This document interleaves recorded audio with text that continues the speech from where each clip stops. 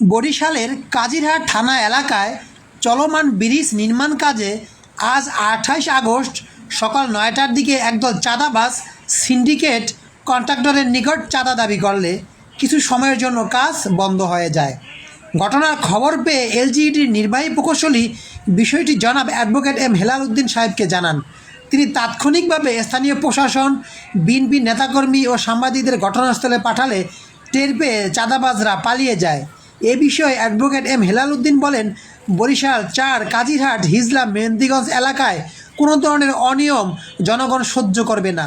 সাধারণ জনগণের সঙ্গে নিয়ে আমরা সকল অনিয়ম প্রতিহত করব ইনশাল্লাহ। তাই আসুন আমরা সবাই মিলে চাঁদাবাজিকে না বলি, ভালো কাজে এগিয়ে আসি।